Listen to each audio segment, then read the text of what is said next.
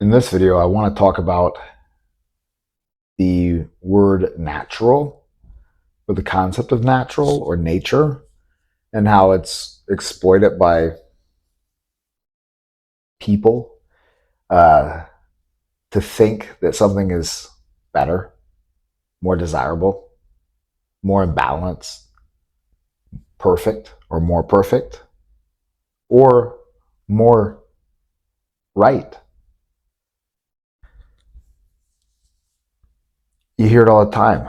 And when you start listening for it, if you don't notice it, to me, it becomes pretty profound. I'll maybe watch videos on YouTube or listen to people talk, and it has become such a common concept and word in our Western world, or at least in America, of the idea of natural or nature, and the idea that it's always in balance, right? The balance, don't upset the balance of nature, right?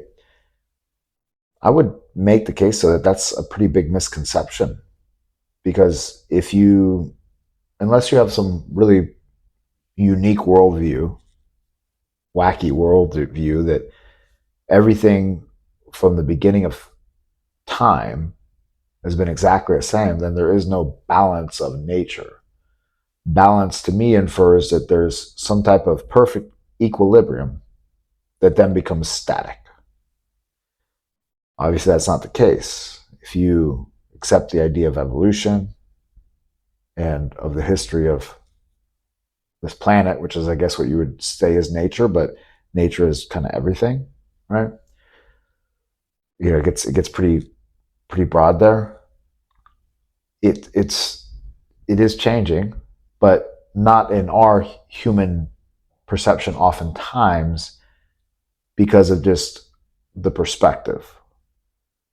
There's massive changes in the course of millions of years, or at least depending what we look at.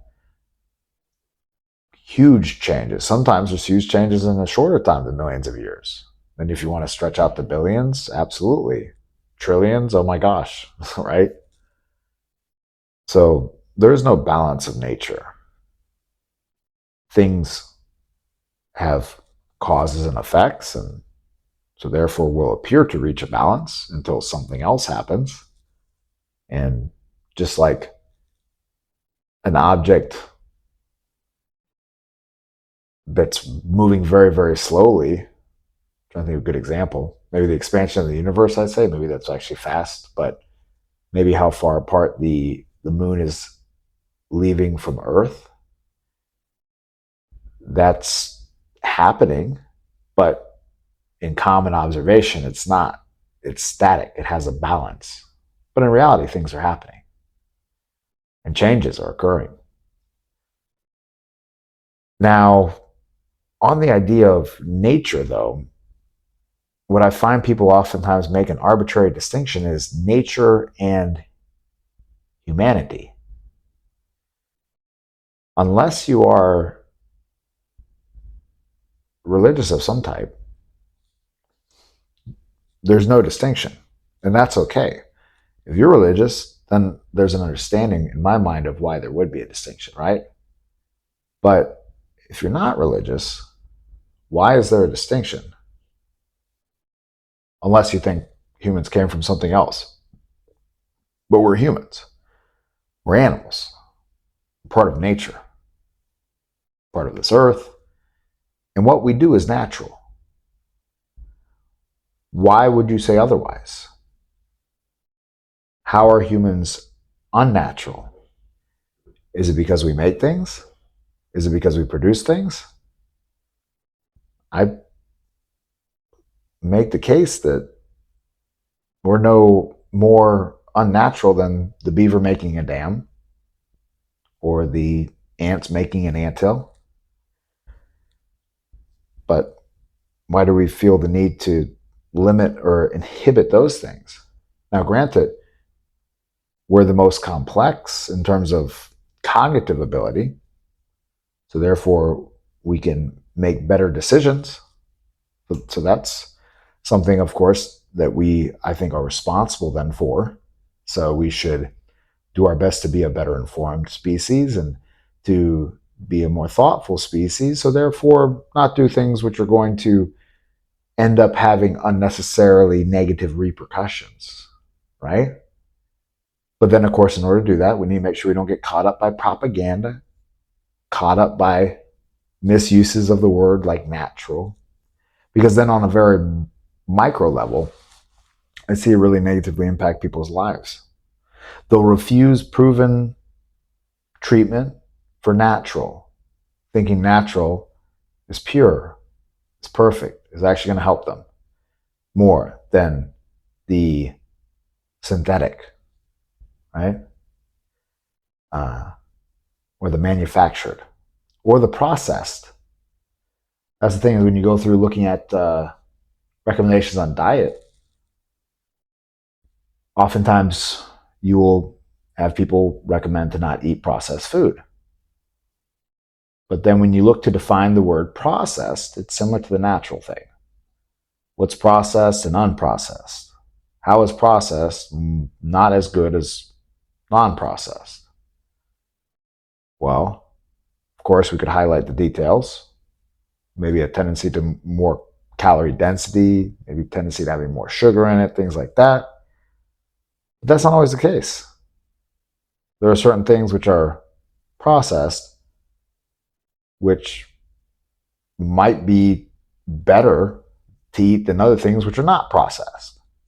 And of course, to make a very strong argument on this case, and maybe it's straw manning the other argument, but I think it's fair, is that, let's take water, right? The water I want to drink is processed.